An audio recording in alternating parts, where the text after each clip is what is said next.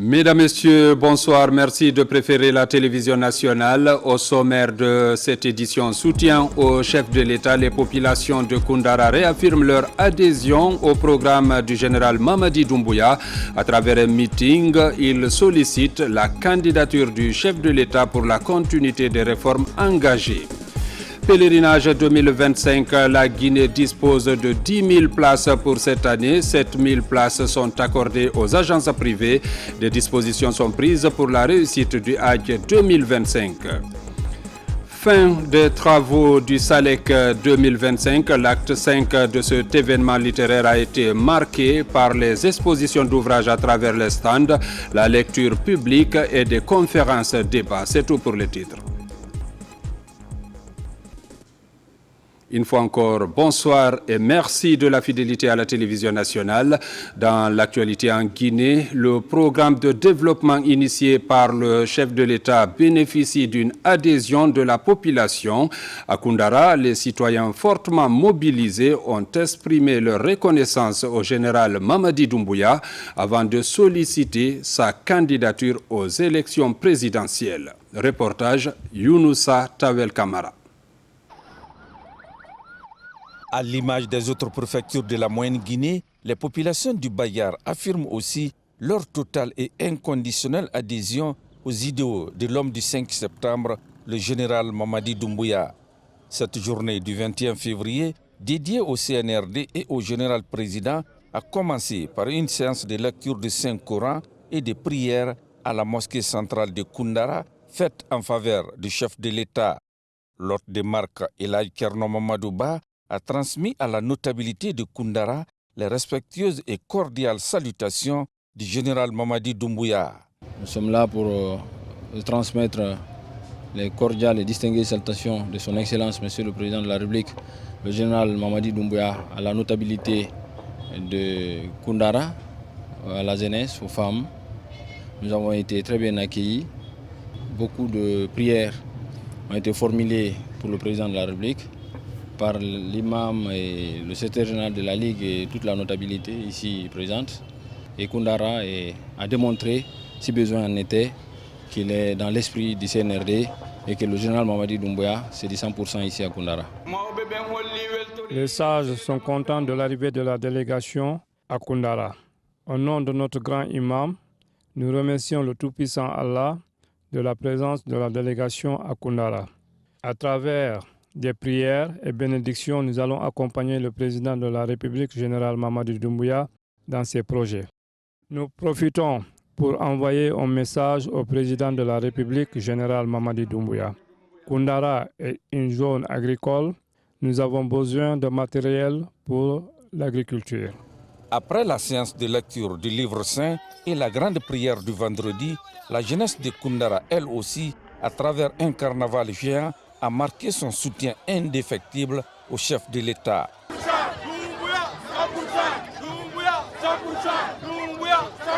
Koundara, plus que jamais déterminé à soutenir le général Mamadi Doumbouya, n'a point lésiné sur les moyens à travers cette grande mobilisation.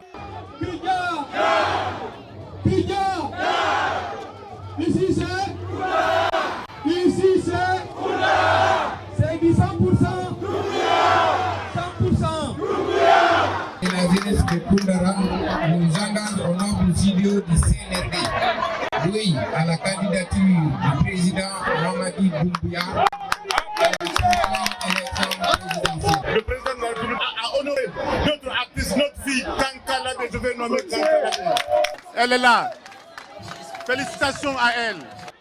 Pour joindre l'acte à la parole, les populations de Koundara ont procédé à la remise officielle de la clé du Bayar au général Mamadi Doumbouya à travers son conseiller personnel. Merci à Koundara. Au nom du président de la République, son Excellence, le général Mamadi Doumbouya, mais oui, Albarka. Albarka.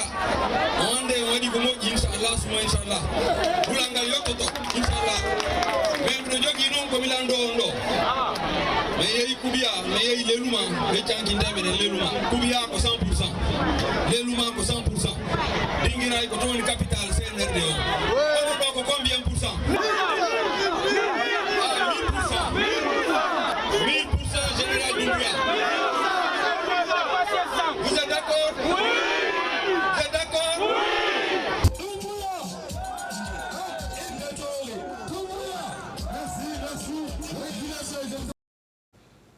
Parlant de l'immersion gouvernementale, l'occasion a été mise à profit par le gouvernement de lancer de nouveaux chantiers dans les régions de Nzerekore, Farana et Kankan. Il s'agit d'un programme de construction des centres d'appui aux PME initié par le ministère du Commerce. Hormis ces centres, la Chambre de commerce, industrie et artisanat de Kankan sera elle aussi bientôt dotée d'un nouveau siège. Reportage Abdul Karim Kamara. Dans la cité de Nabaya, le Premier ministre et certains membres du gouvernement arrivent au quartier aviation. C'est sur ce site que sera bâti le nouveau siège de la Chambre régionale de commerce, industrie et artisanat. Un immeuble R+2 à usage administratif comprenant une salle d'exposition, 2 salles pour les conférences et les réunions ainsi que des bureaux pour un délai d'exécution de 12 mois. Monsieur le Premier ministre, c'est le lieu pour nous de remercier notre ministre, Dr Diaka Sidibé, qui ne ménage aucun effort pour accompagner le fonctionnement de la Chambre. En votre nom, Monsieur le Premier ministre, acceptez d'adresser nos engagements au soutien des acquis du président de la République, le général Mamadi Doumbouya.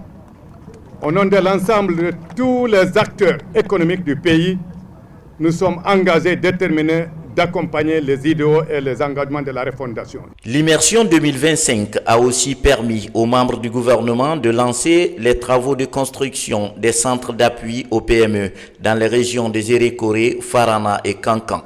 Une initiative du ministère du Commerce, Industrie et PME pour faire de ces régions des pôles dynamiques de l'entrepreneuriat guinéen.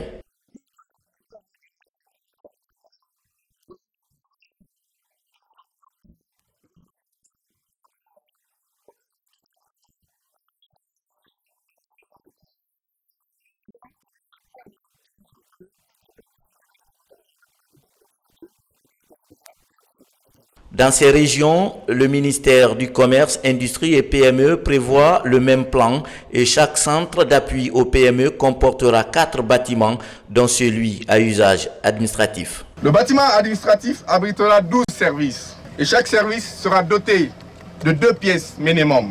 Il y aura une salle de conférence, une salle de formation, 2 grandes salles de réunion, une salle de lecture, un local d'impression, 2 grandes salles de coworking, un laboratoire.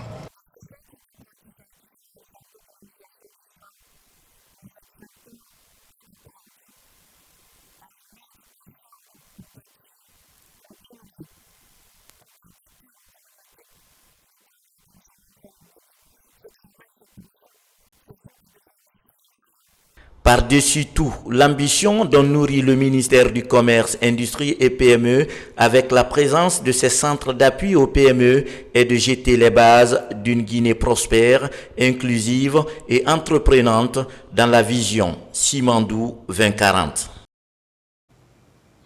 À Kankan, toujours visite des installations du Centre de diagnostic avancé et de cardiologie interventionnelle de la Caisse nationale de sécurité sociale. Les équipements ultramodernes en cours d'installation forcent déjà l'admiration et traduisent la volonté du président de la République, général Mamadi Doumbouya, à offrir des soins de qualité à sa population. Reportage Mamadi Ternakamisoko. À première vue, c'est son architecture unique dans la ville qui capte l'attention des visiteurs. Le centre de diagnostic et de cardiologie interventionnelle avancée de Kankan, au cœur de l'évolution technologique, tient compte des nouvelles avancées dans le domaine de la médecine moderne. En immersion gouvernementale en Haute-Guinée, le Premier ministre chef du gouvernement, Amadou Ouriba, fait un tour des installations pour se faire une idée des équipements ultramodernes installés ou en cours d'installation. On félicite la Caisse nationale de la sécurité sociale par rapport à ces innovations qui ont permis à nos capitales régionales d'avoir des installations de ce type. Et ce qui serait très bien que tous les Guinéens se rendent compte qu'il y a un dispositif sur le plan du diagnostic médical qui est en train d'être mis en œuvre pour éviter que nos compatriotes croient qu'il faut aller à l'extérieur pour faire certains diagnostics.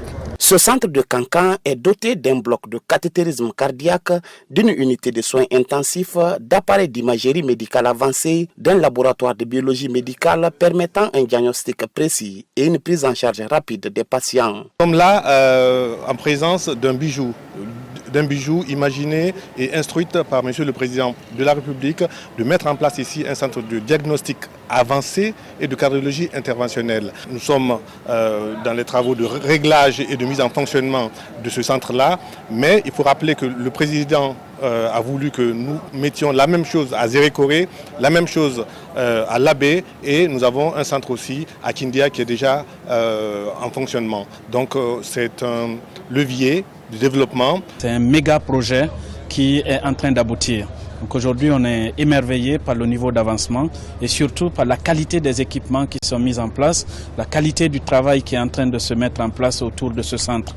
Nous sommes très rassurés et que dans les prochains jours, les prochaines semaines, je pense que le niveau d'avancement permettra effectivement d'ouvrir certains compartiments à la population. L'ouverture officielle de ce centre n'est plus qu'une question de temps. La Caisse nationale de sécurité sociale n'attend plus que l'installation d'un système d'électrification solaire qui va assurer au centre son autonomie en matière d'électricité pendant au moins 10 ans.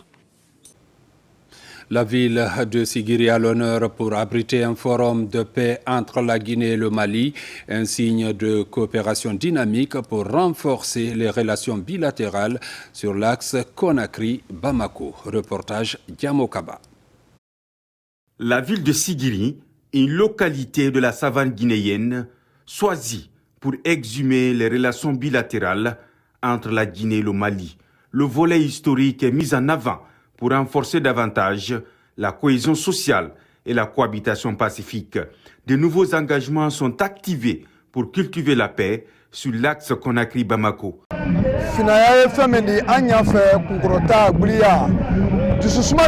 Nous voulons avoir la tête haute, trouver la solution aux différents problèmes, cultiver la paix entre les hommes, montrer le chemin à la nouvelle génération de ces deux pays. Nous sommes venus parce que la Guinée et le Mali sont de même. Nous sommes obligés de dire que nous sommes venus du Mali. Sinon, nous sommes du même père et de même mère. Nos frères Fina de la Guinée et ceux du Mali sont de même. À cette rencontre historique, la présence de toutes les couches sociales guinéennes et maliennes.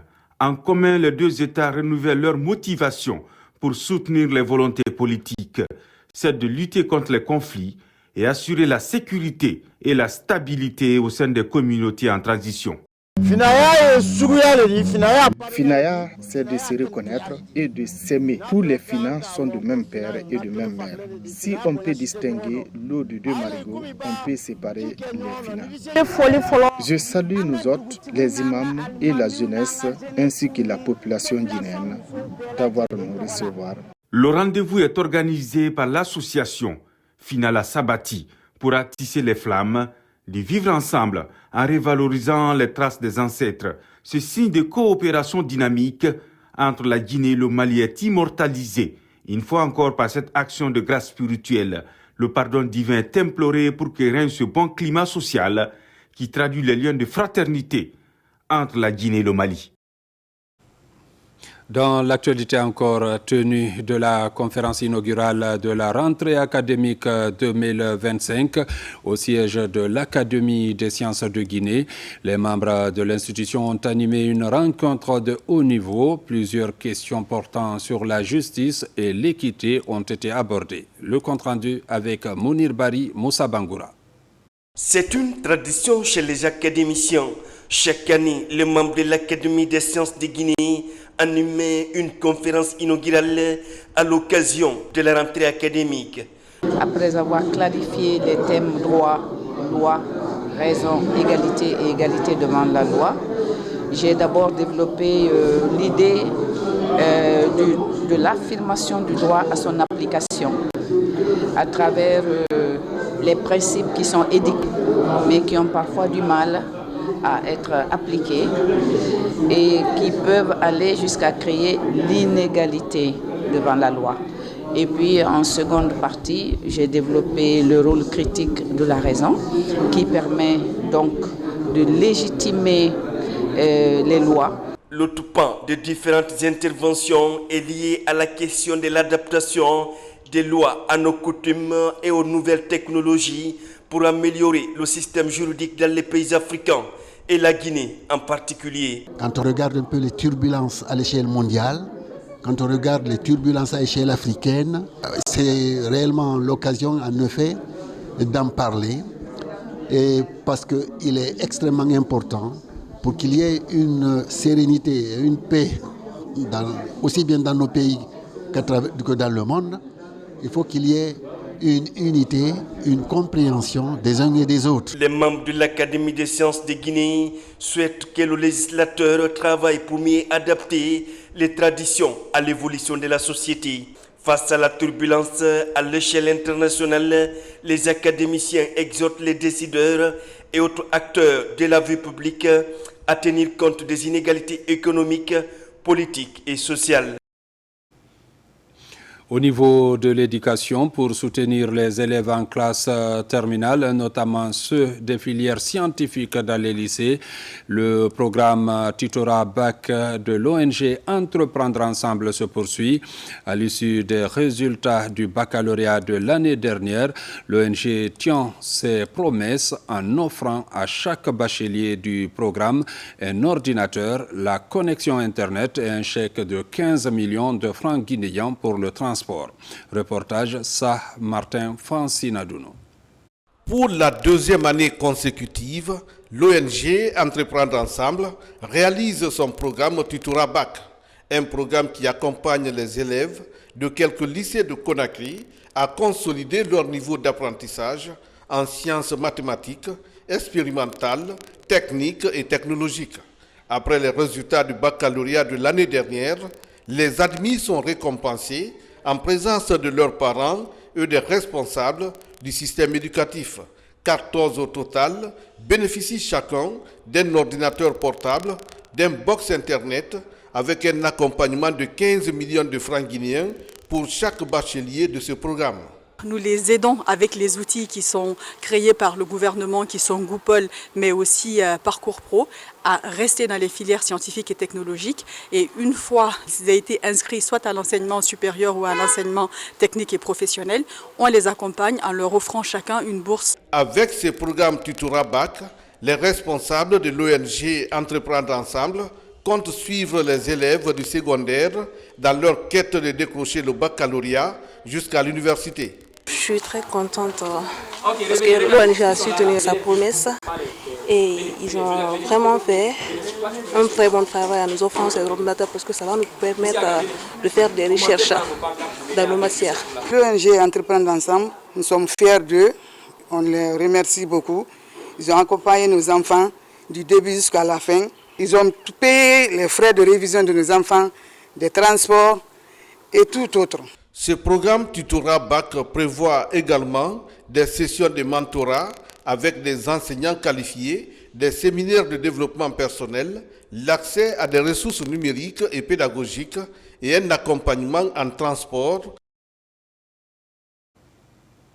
Une quinzaine de jeunes de l'ASCAD viennent aussi de boucler une série de formations en aménagement et production des briques à la SONAPI, un partenariat pour l'insertion socio-professionnelle des jeunes dans ce secteur. Reportage Moussa Bangoura.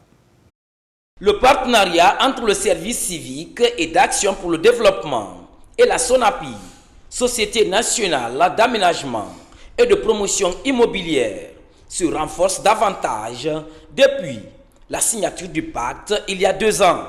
Une quinzaine de lauréats, tous volontaires du SCAD, viennent de boucler une série de formations en aménagement, construction et production de briques en terre stabilisée à la SONAPI. C'est le début d'une nouvelle aventure dans le secteur de la construction durable. Ce projet a été une aubaine pour notre carrière parce que ça nous a permis de connaître une nouvelle expérience moderne dans notre domaine de compétences. À savoir l'utilisation de la machine hydraforme, la fabrication des briques en terre stabilisée, BTS, Nous avons effectué une formation et j'invite aussi tous les Guinéens à accéder à ces briques interstabilisées. Ça préserve l'environnement. La formation et l'insertion socio-professionnelle des jeunes, des missions assignées à ces deux structures de l'État. En synergie d'action, elles s'engagent pour de meilleurs résultats. Nous avons formé ces jeunes-là pendant un certain temps, donc non seulement dans les techniques de production des briques interstabilisées, mais également sur le volet construction de ces différents bâtiments-là. Car il s'agit d'un matériau qui est très peu connu pour le moment sur le territoire guinéen, que nous essayons de mettre en avant par rapport à tous ces avantages qu'il offre, à savoir la réduction des coûts de construction, le secteur écologique également que nous mettons en avant pour la préservation donc, de l'environnement de notre pays. Chers volontaires et ambassadeurs de l'ASCAD, je tiens à vous féliciter d'avoir brillamment incarné les valeurs civiques que l'ASCAD vous a inculquées. Cette initiative contribuera non seulement à trouver des réponses adaptées à la problématique de l'employabilité des jeunes Guinéens, mais aussi à bâtir une nation plus forte et durable. Pour lier la théorie à la pratique, ce bâtiment a été construit par les volontaires. Une manière d'apprécier la qualité de la prestation de ces futurs ouvriers. Direction Forécaria pour parler éducation environnementale. Là-bas, l'ONG Guinée Écologie et ses partenaires sont aux côtés de l'État pour promouvoir l'éco-citoyenneté. Dans cette opération, les écoles constituent leur cible. Des enseignants viennent ainsi d'acquérir des connaissances environnementales qu'ils vont transmettre aux apprenants. Mamadou Alpha Baldé. Intégrer les sujets environnementaux en milieu scolaire, le processus est enclenché dans les préfectures de Koya et Forécaria. Dans ces deux localités, les espaces verts reculent. Plus d'une vingtaine d'espèces végétales, parfois uniques en Guinée, sont menacées de disparition. À Forécaria, les enseignants sont sensibilisés sur la question. Ils disposent désormais d'un guide pédagogique leur permettant une meilleure connaissance des risques et conséquences de la dégradation du couvert végétal. Donc, on va parler de différentes façons d'intégrer les idées pour la protection de la flore, la protection, la conservation des forêts, de l'environnement en général. Quels sont les bénéfices que l'environnement donne à nous? On a jugé nécessaire de faire l'éducation environnementale dans les écoles qui sont proches de nos forêts. Par exemple, à Forécaria, on a pris les écoles qui sont proches de la forêt de Kunungan.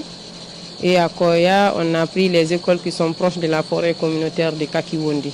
Ce programme d'éducation environnementale en milieu scolaire est porté par l'ONG Guinée Écologie et ses partenaires comme l'Herbier national de Guinée et Kew Garden. Nous devons sensibiliser nos populations et surtout nos enfants afin que nous cessions de ne pas vraiment détruire cette forêt. Et grâce à la forêt, nous avons la vie. Grâce à la forêt, nous avons l'eau. Nous avons remarqué, s'il faut aujourd'hui parler de la protection de l'environnement, il faut impliquer toutes les couches sociales de notre région. Et quiconque parle de toutes ces couches sociales, il faut parler des parents d'élèves. À terme, le projet Franklinia pour préserver le patrimoine naturel de la Guinée maritime entend favoriser à travers l'éducation une dynamique globale visant à sauver les forêts de Kununkan et de Kadiwondi qui constituent les dernières dans la zone de Koya et Forécaria. Les ressortissants du Fouta adhèrent aussi au programme de développement du chef de l'État à Dalaba à travers une cérémonie de lecture du Saint-Coran. Ils ont prié pour la paix et la réussite de la transition. La rencontre a mobilisé des membres du gouvernement et plusieurs personnalités du monde islamique. Reportage Mamadou Patebalde, correspondant régional. Les ressortissants de Fouta Djallon ont rallié Dalaba ce matin. Venus de partout à travers le pays, ils ont choisi la grande mosquée de cette localité. Leur ambition, prendre part à cette rencontre religieuse. Objectif, lire le Coran et implorer la grâce divine pour la paix à notre pays, le renforcement du tissu social et pour la réussite de la refondation amorcée par le gouvernement guinéen. C'est un sentiment de satisfaction par rapport à la paix et permettez-moi de remercier, saluer Monsieur le Président de la République, chef de l'État, chef suprême des armées, et aujourd'hui qui se bat comme et âme, n'est-ce pas, pour le développement de notre pays. Si aujourd'hui, les fils dignes de Dalaba reconnaissent en lui, en organisant la lecture de Saint-Coran au sein de la préfecture de Dalaba, je ne peux que les remercier. Devant des membres du gouvernement, des autorités politiques et administratives et des hautes personnalités du monde islamique, les fidèles musulmans de Dalaba ont lu 3 fois le Coran en entier et la sourate Yassine, suivi du Khatim Ouran et formulé des prières et des bénédictions. Et comme vous avez constaté, les fidèles se sont réunis dans la grande mosquée. La lecture a été très bien passée dans la discipline, comme je vous ai dit tantôt, et à la satisfaction de tout le monde. Au cours de cette rencontre, les fidèles musulmans ont aussi prié pour le repos éternel de leurs aïeux. Ils ont surtout rendu un hommage mérité au président de la République, le général d'armée Mamadi Doumbouya, pour les multiples efforts consentis en faveur du développement socio-économique de Dalaba. Les responsables du mouvement Action Concrète ont aussi organisé une séance de lecture du Saint-Coran à la mosquée centrale de Gbessia. Le but de cette cérémonie, prier pour que la paix règne en Guinée. Reportage Mikini Moussa Kamara, Abdoulaye Diallo. Des séances de prière à la mosquée centrale de Gbessia. Une idée du mouvement des actions concrètes qui aspire à une Guinée paisible. Initier la lecture du Saint-Coran aujourd'hui à la mosquée centrale de Gbessia pour prier pour la paix, la quiétude sociale, l'unité nationale, mais que Dieu renforce encore le président dans sa volonté. Les étudiants végétaient ici entre 100 000 et 120 000. Le président a révalorisé à 500%. Aujourd'hui, les étudiants sont à 500 000. D'autres sont à 500 000. Les élèves de l'école professionnelle végétaient ici dans la misère totale. Aujourd'hui, ils ont quelque chose à la fin de mois. Les jeunes ont compris qu'il faut adhérer aux idéaux du président général Mamadi Doumbouya, parce qu'il est jeune et il est venu pour les jeunes. Et vous avez remarqué, depuis que le général Mamadi Doumbouya est en Guinée comme président de la République, vous avez vu qu'il y a la paix. Au moins, les multitudes de grèves ont diminué. Diverses figures de proue de la société civile sont de la partie. Elles intensifient des activités d'adoration en faveur de la prospérité. Dans un pays, on ne peut rien faire en dehors de la paix, sans la paix. Donc inculquer la paix, c'est déjà participer à humaniser tout ce qui se fait dans le pays. Participer à conforter la croyance. Et l'homme, son équilibre, c'est sa conviction religieuse d'abord. En dépit d'un contexte économique international difficile, les voyants macroéconomiques sont au vert avec le programme Simandou 2040. Une vision prometteuse qui pourrait transformer le train de vie des Guinéens. D'où l'objectif global de cette cérémonie spirituelle pour que des vœux soient exaucés. Et puis bientôt le grand rendez-vous des musulmans à la Mecque. Les 10 000 places octroyées pour notre pays sont partagées entre les agences privées et la Ligue islamique. 7 000 places pour les agences de voyage et les 3 000 autres pour la Ligue islamique nationale. Les inscriptions sont finies et la liste est ouverte pour 2026. Cette année, la Ligue pense améliorer l'organisation pour réussir ce voyage tant souhaité par tout le monde. Reportage Makeme Donzo. Le pèlerinage est le 5e pilier de l'islam. Il est obligatoire pour ceux qui ont les moyens. Chaque année, il y a toujours plus de demandes que d'offres. Pour le Hajj 2025, la Ligue islamique a reçu 20 000 candidatures pour 10 000 places. Dans les agences de voyage comme à la direction du pèlerinage, les principes sont respectés afin d'éviter le débordement à la Mecque. Le quota qui a été distribué, ça a été donné aux communes, aux ligues, secrétariats communaux et les secrétariats préfectoraux et les inspections régionaux et les départements ministériels et les institutions, c'est eux qui ont eu des quotas. Mais nous n'avons pas donné cette fois-ci les autorisations de versement individuelles ou à ces instituts. Nous les avons dit d'inscrire les pèlerins, réunir tous les dossiers de voyage qui est, à savoir le certificat d'aptitude médicale, c'est le premier élément pour nous permettre de considérer quelqu'un comme un potentiel pèlerin. Si quelqu'un est malade, on écrira inapte. Si le médecin dit qu'il est apte, il doit présenter son passeport et 4 photos d'identité et il doit provenir d'une de ces structures qui ont eu les quotas.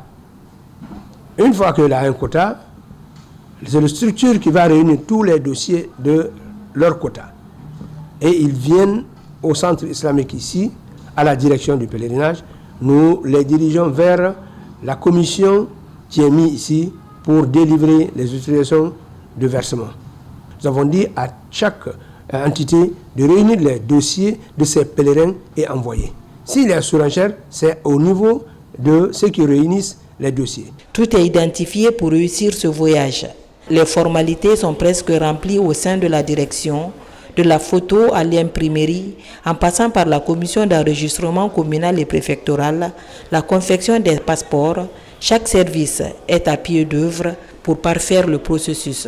Celui qui vient, il vient avec les dossiers, on délivre l'autorisation de versement pour le quota et on donne aux pèlerins pour aller verser et retourner maintenant l'autorisation, la copie de l'autorisation de versement et le reçu bancaire pour nous dire voilà ce que j'ai mis à la banque. En tout cas, je pense que c'est ce que nous pouvons. Mais dire qu'il y a le surenchère et autres là, ça nous avons centralisé la délivrance de l'autorisation de versement ici pour contrôler cela. Le montant est écrit sur l'autorisation, c'est 54 800 qui a été déclaré. La nature des Guinéens, c'est lui qui propose. Le Guinéen propose. Est-ce que lui peut pas aller se plaindre? C'est ça le phénomène. Il va dire maintenant, on m'a fait ça, on m'a fait ça. Nous disons, moi j'ai dit aujourd'hui, si on vous fait ça, viens à la direction ici, on va poursuivre la personne. La caution est officielle et l'argent est payé à la Banque centrale. Pas d'augmentation grâce à l'implication du gouvernement selon le département des affaires religieuses. Le général a donné des instructions. Si le coût ne descend pas, je ne veux pas que ça dépasse l'année passée. Alors que les services, le coût réel dépasse cela. Le gouvernement a pris en charge l'écart pour payer pour tous les pèlerins. Il paye au moins 750 000 pour les 10 000 pèlerins. Ça, c'est déjà pris en charge. Les autorités négocient avec l'Arabie saoudite pour avoir plus de place dans les années à venir. Car si le royaume applique le principe de 1 pour 1000, et selon les chiffres de sa population, 14 millions d'habitants, la Guinée pourrait avoir un quota de 14 000 pèlerins. Nous vous donnons à présent lecture de ce communiqué de la Caisse nationale de sécurité sociale portant paiement anticipé des pensions à l'occasion du Ramadan. La Direction générale de la Caisse nationale de sécurité sociale, CNSS, informe les pensionnés qu'à l'occasion du mois saint de Ramadan, les pensions de retraite et de réversion du mois de mars 2025 seront versées de manière anticipée. Le paiement débutera le mardi 25 février 2025 à partir de 8h00 sur l'ensemble du territoire national. Les versements s'effectueront selon le calendrier suivant. Au siège de la Direction générale à Koulewondi Kaloum, journée du mardi 25 février 2025, retraités des banques, des compagnies d'assurance, de la Sotelgui, de la CNSS, du syndicat des retraités et des sociétés minières ACG Conakry, CBK Conakry et CBG Conakry. Journée du mercredi 26 février 2025, retraités du lot 1 au lot 193, lot des Invalides. Journée du jeudi 27 février 2025, pension de réversion. Journée du vendredi 28 février 2025, retardataire. Dans les agences et antennes préfectorales du mardi 25 février au vendredi 28 février 2025. En ce qui concerne l'agence de Matoto, journée du mardi 25 février 2025, lot 1 et lot 2. Journée du mercredi 26 février 2025, suite lot 2 et lot 3. Journée du jeudi 27 février 2025, suite lot 3 et lot 4. Journée du vendredi 28 février 2025, suite lot 4, retardataire et fin de programme à Matoto. Les pensionnés recevant leur paiement par virement bancaire, téléphonie mobile ou cash minute sont invités à se rendre dans leur banque ou à consulter leur compte mobile à partir du mardi 25 février 2025 pour percevoir leur pension de retraite. La Direction générale de la CNSS sait compter sur la bonne compréhension de l'ensemble des pensionnés. Conakry, le 20 février 2025, le directeur général Bakary Silla. Et puis au Forum économique d'émergence Magazine, un événement qui récompense les acteurs de l'économie de notre pays. Au total, 12 entreprises ont été récompensées. Parmi elles, Mouna Group Technologies et le Grand Prix de la rédaction Émergence Magazine est revenu au chef de l'État général Mamadi Doumbouya. L'objectif du forum est mieux encourager les entreprises qui font bouger l'économie guinéenne. Alpha Gaba, Lansana Silla. Au Forum économique d'émergence Magazine, plusieurs acteurs du secteur de l'économie sont récompensés. Ils contribuent à la création de la richesse nationale et Émergence Magazine Awards veut les encourager pour poursuivre l'élan amorcé. L'événement est à sa 3e édition. Le Forum économique d'émergence Magazine FEM a pour but d'apporter sa modeste contribution dans l'édification d'une Guinée prospère où il fait bon vivre, en créant une synergie entre les chefs d'entreprise, le gouvernement, les universitaires et tous les acteurs qui partagent cette vision. Tous nos remerciements à nos partenaires pour leur soutien technique et financier, avec mention spéciale au Premier ministre, chef du gouvernement, M. Amadou Ouriba, et au ministre du Plan et de la Coopération internationale, M. Ismaël Nabé. Cette année, le prix spécial de la rédaction d'Émergence Magazine est revenu au président de la République, général Mamadi Doumbouya, pour sa vision dans la lutte contre la corruption. Parmi les entreprises récompensées, Mouna Group Technologies, le prix du meilleur management est dédié au directeur général de la Sogiaca. J'ai le privilège, l'insigne honneur de remettre un représentant de la présidence ce prix spécial décerné par la rédaction du magazine au président Mamadi Doumbouya. Si le jury décide une nouvelle fois que ce prix revient à Mouna Group Technologies, c'est un honneur que nous mettons à l'actif de tous nos abonnés, de nos différents investisseurs, de notre président et directeur général, M. Moustapha Naïté, et naturellement à tous les techniciens qui ne dorment pas et qui travaillent d'arrache-pied pour que Mouna, comme on le dit le plus souvent, participe dans la démocratisation de l'accès à Internet dans notre cher pays, la Guinée. Les 10 jours de forum ont permis de débattre du programme Simandou 2040, tous les enjeux liés à cette vision stratégique de transformation socio-économique du pays. Grâce au plus grand projet minier Simandou ont été expliqués. Autre sujet débattu, le rôle du secteur judiciaire dans l'amélioration du climat des affaires en Guinée. Parlons aussi de la prévention des abus sexuels en milieu scolaire. Des jeunes élèves sensibilisent leurs pairs sur les violences sexuelles que subissent les filles au cours de cette journée. Plusieurs messages allant dans le sens de la protection de cette couche en milieu scolaire a été véhiculé. Reportage Tcherno Maroufba. Dans le Kakandé, la campagne de vaccination contre la poliomyélite 2025 mobilise tous les acteurs du système sanitaire. Pour ce premier tour de cette année, tout est mis en place dans cette région pour ne laisser aucun enfant de côté. Avec l'introduction d'une touche nouvelle dans cette campagne par le programme élargi de vaccination, les enfants de 0 à 5 ans reçoivent 2 doses de vaccin contre cette maladie invalidante. C'est donc le moment et le lieu d'inviter messieurs les préfets, les sous-préfets de la région, les présidents et les membres des délégations spéciales des communes, les chefs de quartier et présidents des districts, les organisations de la société civile pour la sensibilisation de la population afin d'accompagner le personnel de santé pour l'accomplissement de cette noble mission. La vaccination est un droit pour tous les enfants et un devoir pour les parents. Le ministère de la Santé et ses partenaires ont mis des moyens à disposition afin de briser la chaîne de propagation de la poliomyélite dans le pays. De janvier 2004 jusqu'à la date du 12 février 2025, on dénombrait 417 cas de variants circulants de poliovirus confirmés dans la région africaine, dont 10 cas pour le type 2 et 4 cas pour le type 3 en Guinée. L'objectif est clair.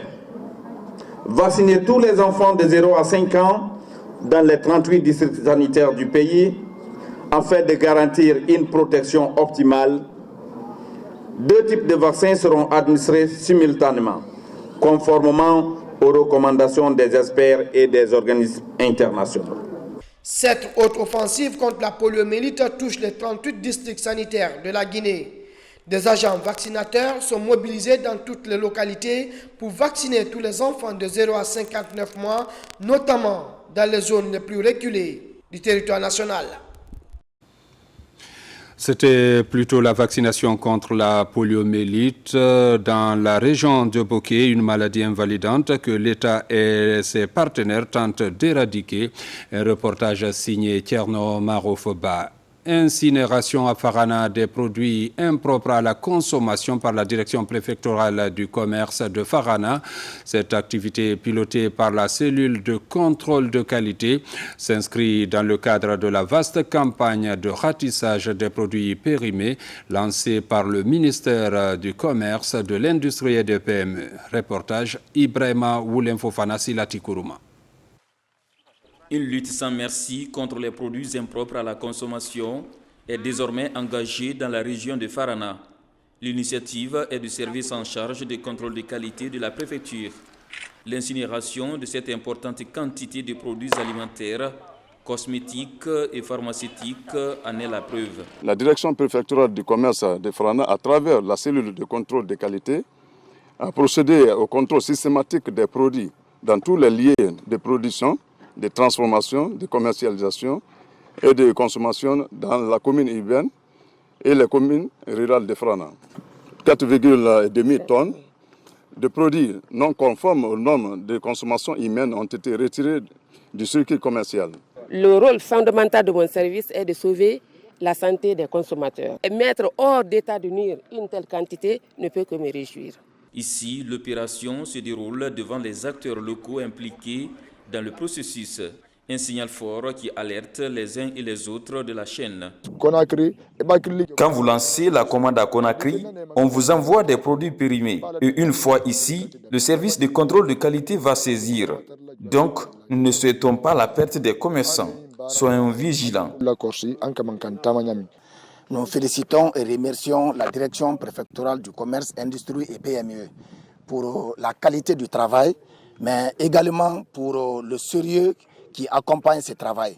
Parce que ces produits retirés dans le circuit commercial permettent à la population de retrouver sa santé. L'occasion a été mise à profit par les autorités d'inviter le service de contrôle de qualité, les consommateurs et les commerçants à plus de vigilance afin de gagner le pari du combat contre les produits impropres à la consommation. La gouvernance locale s'affirme à Koya. La mise en place de nouvelles structures au service des citoyens est un signe concret de ce changement. Lors de la présentation du nouveau bureau du conseil de quartier de Somaya Plateau, la population a manifesté sa joie, témoignant d'un rêve longtemps espéré devenu une réalité. Mangé Dantumasuma, Marwan Kamara. Longtemps attendu, le nouveau bureau du quartier Somaya Plateau, dans la commune urbaine de Koya, vient d'être officiellement installé et désormais chargé des solutions aux problèmes de la population. Nous sommes sur le processus d'installation des 19 quartiers et que nous avions commencé depuis longtemps. Et pour mesurer combien de fois la population de Koya soutient les actions du président de la République, le général Mamadi Doumbouya. Je fais appel à tous les chefs de quartier de Koya de continuer de faire sortir Koya dans l'ornière, de montrer Koya comme exemple de toutes les préfectures de la République de Guinée. Pour la circonstance, les citoyens massivement mobilisés dans la réjouissance populaire fondent grand espoir à cette équipe. Le premier responsable mesure la portée de la tâche qui leur revient. Je m'attends à la réussite de ma mission. C'est un honneur qui m'a été porté par la population de Somaya Plateau et je suis tenu de remplir cette mission. Une mission très noble, difficile mais pas impossible. Et j'espère que la population de Somaya Plateau m'accompagnera dans ma mission. On va tout faire pour qu'il puisse réussir sa mission. On l'accompagne comme il doit aussi accepter, amener sa population à rester derrière les idéaux du CNRD. À sa tête, le général Mamadi Doumbouya. Dans la commune rurale et urbaine, multiples défis sont à relever. Mais la priorité des priorités reste sans doute la préservation de la cohésion sociale, la culture de la paix et du vivre ensemble, facteur indispensable pour le développement durable et harmonieux de notre nation. Nous vous donnons encore lecture de cet autre communiqué. L'Ordre des experts comptables et des comptables agréés de la République de Guinée porte à la connaissance de tous les experts comptables et comptables agréés de Guinée de la tenue de son Assemblée générale ordinaire le vendredi 28 février 2025 à l'hôtel Noum à partir de 8h30. Ordre du jour, présentation du rapport d'activité, présentation du rapport financier, projet de budget 2025, divers. Pour le bureau, le secrétaire général. À Guékédou, l'État et ses partenaires intensifient la lutte contre la traite des personnes, les exploitations, abus et harcèlement sexuel. Cette initiative vise à mettre en œuvre la politique de la tolérance zéro face à ces pratiques. Lancé Kamisoko. Dans le bec du perroquet, la préfecture de Guékédou vient d'abriter la rencontre de formation et de sensibilisation des communautés sur la traite des personnes, les abus et le harcèlement sexuel. C'est une initiative de l'Organisation mondiale de la santé dans le but de prévenir d'éventuelles velléités de ces violations des droits fondamentaux des personnes vulnérables. Sensibiliser la communauté, à les faire connaître qu'il y a une politique de tolérance zéro qui existe à l'Organisation mondiale de la santé dans le cadre de la prévention des exploitations et abus sexuels. Et cette lutte n'est pas seulement qu'à l'OMS, c'est tout le système des Nations Unies et les institutions internationales qui mènent cette lutte commune pour prévenir les abus et exploitations sexuelles. Nous, de notre côté, en tant qu'autorité sanitaire, nous nous engageons fidèlement à faire une bonne restitution et à lutter contre ce fléau qui gangrène notre pays. Ces participants sont considérés désormais comme des messagers auprès de leurs communautés respectives en vue de promouvoir le respect des droits de chacun et de tous. Étant un travailleur de la Croix-Rouge, qui sont communément appelés agents de la première ligne dans les différentes interventions d'urgence, je me réjouis ce matin pour bénéficier de cette formation qui nous aidera dans le cadre de l'amélioration de nos différentes interventions. C'est un fléau qui gangrène notre administration, nos sociétés. Donc c'est pourquoi nous saluons l'organisation de cet atelier qui, à ma foi, va permettre en tout cas d'échanger sur toutes les questions liées à la lutte ou à la prévention de ce fléau. Cette lutte commune des acteurs humanitaires et étatiques se veut le meilleur moyen de prévention des abus, harcèlement sexuel et autres pratiques durant les interventions d'urgence. Dans le cadre de la prise en charge des personnes porteuses de handicap, l'organisation Secours aux handicapés de Guinée et partenaires vient de présenter et valider un document. Il porte sur la formation des agents de santé pour le respect des droits des personnes en situation de handicap dans les structures sanitaires du pays. Reportage Mamadou Saliou Bangoura, Marwan Kamara. Depuis plusieurs années, ces défenseurs du droit et leurs partenaires sont sur le terrain pour le bien-être des personnes en situation de handicap en Guinée. À cette occasion, des activités de sensibilisation et d'information sur la protection de ces personnes vulnérables sont organisées à Conakry comme à l'intérieur du pays. Et si les membres de l'organisation de secours aux handicapés de Guinée et Amplify Change se concertent. Nous sommes réunis aujourd'hui dans le cadre de l'atelier de présentation et de validation des modules pour la prise en charge sanitaire des personnes handicapées dans le curricula de formation des agents de santé dans les écoles professionnelles de santé. Et ce programme-là s'inscrit dans une dynamique de réforme structurelle pour que l'action des handicaps soit prise en compte dans les politiques, dans les lois, mais aussi dans les programmes sanitaires de développement dans notre pays. À la suite de cette concertation, un document est validé portant sur la prise en charge et la santé sexuelle et reproductive des personnes atteintes de handicap. Il était question de développer des modules pour que ces professionnels de santé les considèrent, puisque ces professionnels de santé commencent par les écoles de santé ou dans les universités. Et nous, on a dit, OK, nous sommes le ministère de la formation, on peut développer des modules pour pouvoir les former avant qu'ils ne soient sur le terrain. Cet atelier est un moyen de prouver à toute personne que nous, personnes atteintes d'handicap, nous pouvons quelque chose, si seulement on nous donne la chance. J'ai fini mes études, je suis à la recherche d'un emploi. Je ne sais pas ce qui m'attend derrière moi. Et si on me rejetait, j'ai beaucoup ce doute.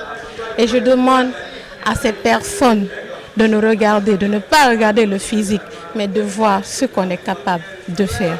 À travers ce nouveau projet, l'organisation des secours aux handicapés de Guinée et son partenaire financier comptent améliorer la prise en charge des personnes en situation de handicap et réduire la stigmatisation dans la société.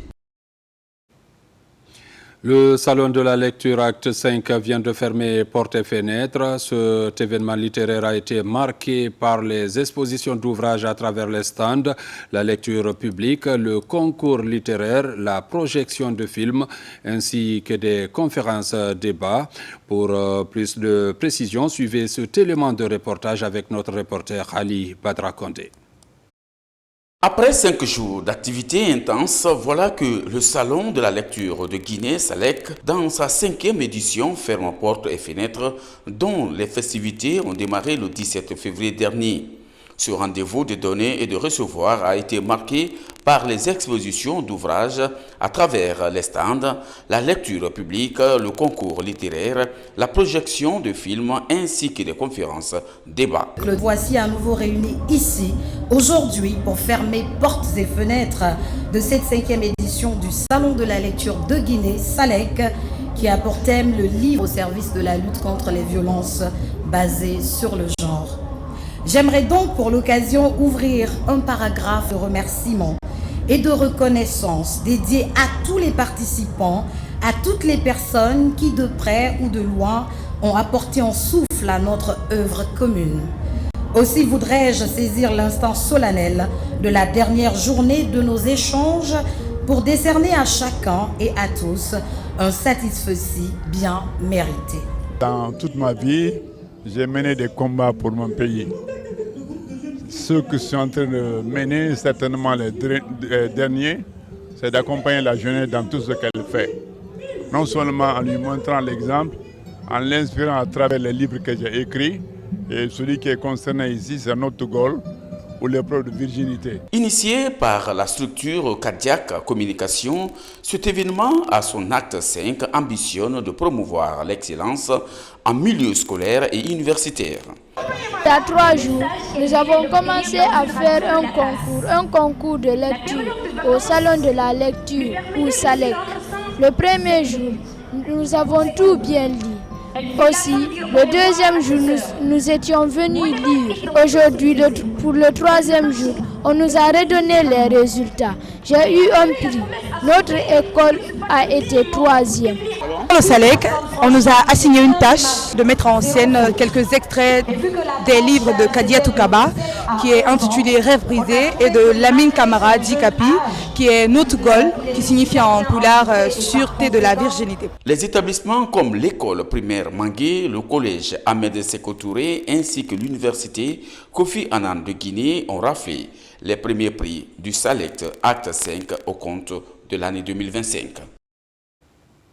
Partons aussi au centre culturel franco-guinéen pour l'avant-première du film documentaire Lamine Kapi Camara, L'homme et son destin, une plongée de plus d'1 heure dans le parcours d'un homme d'action, un ancien ministre passionné de belles lettres et du service public, un devoir de mémoire pour susciter des vocations au niveau des jeunes générations. Reportage Fodé Camara, Marwan Camara.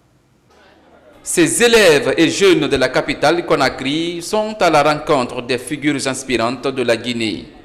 Parmi ces figures emblématiques, Lamine Kapi Camara, un grand témoin de l'histoire de la République.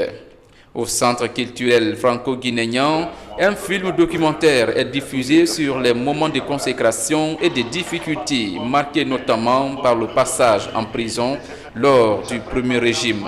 Un film ponctué de témoignages sur le parcours de l'écrivain Lamine Kapi Camara, ancien diplomate et ancien ministre de la République. Lamine Kapi Camara représente une génération de bâtisseurs, de visionnaires et de leaders qui ont marqué l'histoire de notre pays et qui continuent d'influencer notre société. Alors pourquoi chercher ailleurs ce que nous avons ici? Pourquoi nos enfants devraient-ils regarder au-delà de l'Afrique pour trouver des modèles, alors que des hommes et des femmes comme Lamine Kapi Camara sont là, sous nos yeux, porteurs d'une sagesse et d'un héritage inestimable. Réalisé par la structure Worldwide Communication et Production, cette œuvre cinématographique rend un hommage vibrant à un monument de son vivant. Un film documentaire qui continuera certainement à inspirer les futures générations. Dieu qui nous a créés, quelques milliards de personnes, il sait tout le mal que chacun de nous fait par jour. Dieu nous pardonne. Pourquoi nous, de si petits êtres, nous ne pouvons pas nous pardonner? Donc le mot que je lance à la jeunesse, quelle que soit votre colère, est la force de pardonner. Tu es un artiste, tonton Kapi. Je voudrais que les enfants, les jeunes qui sont dans cette salle, prennent ce grand homme comme exemple. C'est véritablement un modèle à suivre. Plus qu'un document, le film Lamine Kapi Camara, L'homme et son destin, s'impose comme une invitation à la résilience, au pardon et à l'espérance. De l'écriture, passons à l'art oratoire, une aventure aussi intéressante et nécessaire.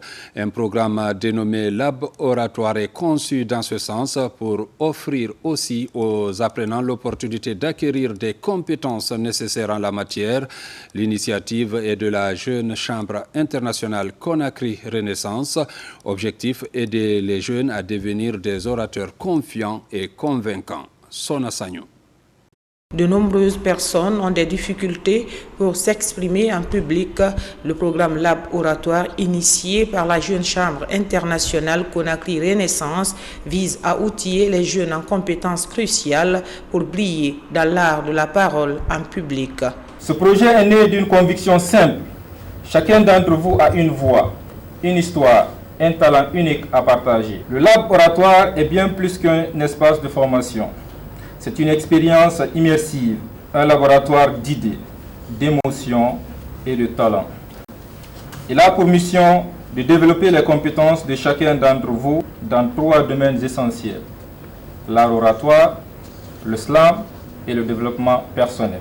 Avec l'art oratoire, nous voulons offrir un cadre d'apprentissage et de perfectionnement où la parole devient un outil puissant pour convaincre, inspirer et agir. Ce projet Lab Oratoire est comme un laboratoire d'apprentissage intensif offrant aux formateurs l'opportunité d'évaluer les apprenants à travers une série d'exercices théoriques et pratiques tout au long du programme. Ce vaste programme très riche qui va allier formation en art oratoire, en leadership, mais aussi beaucoup de prise de parole, de communication, de détente oratoire. C'est une nouveauté pour moi de voir ça. La chose à laquelle nous devons avoir le plus peur, c'est la peur elle-même.